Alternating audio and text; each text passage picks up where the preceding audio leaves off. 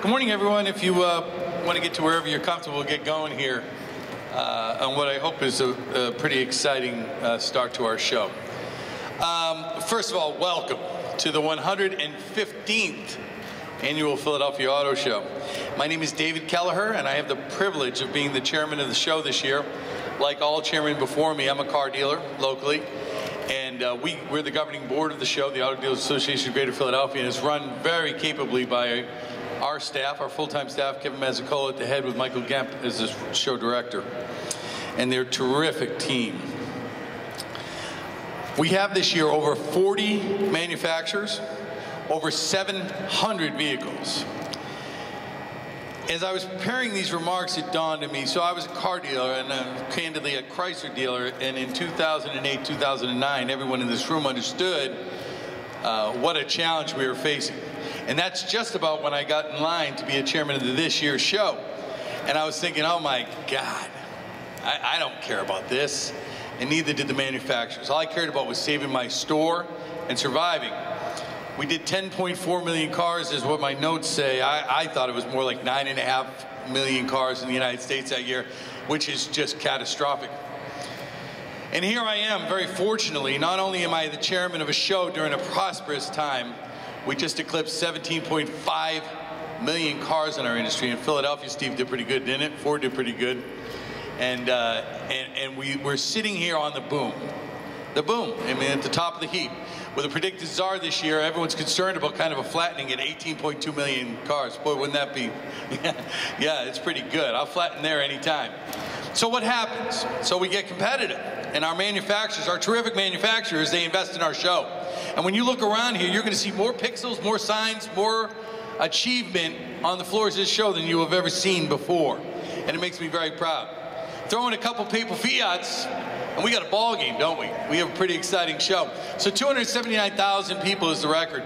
And I firmly believe, and I pushed everybody, in my estimation, I think 300 is a possibility this week. And the Pope must have blessed us too, because the weather in January, February is never as good as it is for the predicted week. Real quickly, I'll take you through the DNA of this show, which is Philadelphia. At the heart, a bunch of car dealers sat in a room and decided it was a good idea to bring everyone together in one place to see all the offerings for the next year. Figured it would get them excited, and that DNA exists just today. What you see here now is 40 manufacturers, 700 cars, 700,000 square feet of space. And virtually every single offering that will be available in the next 12 to 18 months is here for our clients to come and see and get excited. And in that regard, we're no different than the very first show.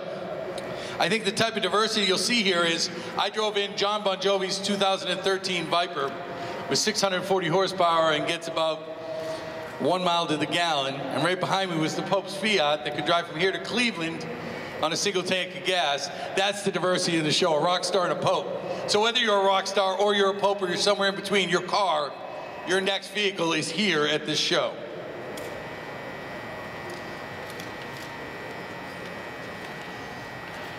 But what we've done is evolve the show to be a great deal more. And it's to the benefit of the people I'm speaking to, the manufacturers that we're so proud to represent here. We want this show to be about entertainment. We want it to be about when you're not buying a car. We want you to come and have a great day in the city of Philadelphia with your family, without your family, on a date. It doesn't matter. This is a great day in the city of Philadelphia in the middle of winter to come to this show. We have 4 racing simulators, including in Ford, with a pinball machine, by the way, which is a really nice touch. I'll have to speak to some of the other manufacturers. I think we need more pinball machines. We have the Viper Racing Simulator. I think we have 4 altogether. We have Camp Jeep, which is an entertaining experience, and we have 3 outdoor ride and drives as well. So customers can actually test drive in a show. Very rare in the United States. I think we take for granted here, and I've been to many shows.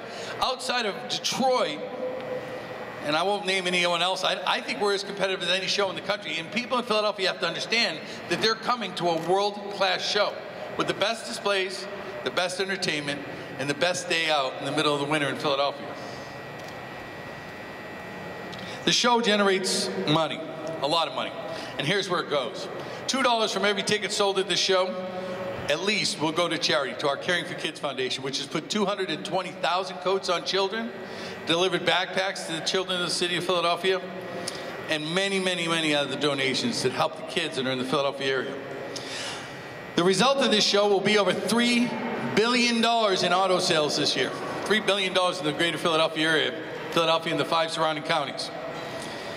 That $3 billion will represent roughly $500 million in city and state tax revenue in just the 5-county region. How's that for an industry? Is that somewhat important to our economy? I want to wrap it up by saying thank you to the Archdiocese, to the World Meeting families for giving us a once-in-a-lifetime event. This year we garnered more national attention than certainly any year preceding preceding this. We're blessed to cap off what was a historic papal visit to the city of Philadelphia by representing and having them entrust us with these 2 Fiats. Tonight we'll auction one, and the proceeds will go to Catholic charities. With any luck, the numbers will be high enough, and maybe we can coax the Archdiocese to sell the second one. For the duration of the show, we'll have these Fiats on hand for people to come and see, to get within 4 or 5 feet of such a historic car. Tonight at the Black Tie, we expect to eclipse our record of 4,591 people. I think we're going to get close to 5,000 attendees. It'll be our largest Black Tie ever. It'll raise more money for Children's Hospital than ever before, upwards of $500,000, and it will take us dangerously close to $4 million in donations to CHOP, to our Children's Hospital in Philadelphia this year. There's nothing bad. This show is a win. It's a win for the economy. It's a win for the manufacturers. It's a win for the consumers of Philadelphia. And it's a win for the citizens of Philadelphia and the surrounding areas to come and enjoy cars, enjoy their convention center like they can't for the rest of the year, and then come and buy our cars. I want to thank everybody for being here. I want to let you know that all of the members of the staff are ready and willing to help you in any way, shape, or form. Speak well of our show. You should. I'm proud to be the chairman of the 115th Philadelphia Auto Show. With that, it is my distinct pleasure. If I couldn't be in my section, I'd want to be with my friends at Ford. Ford is a terrific, terrific franchise, an American icon. And Steve Randall, the regional manager of Ford, is here. And with that, Stephen, thank you for letting us use yours, and thank you for breakfast, more importantly. Thank you.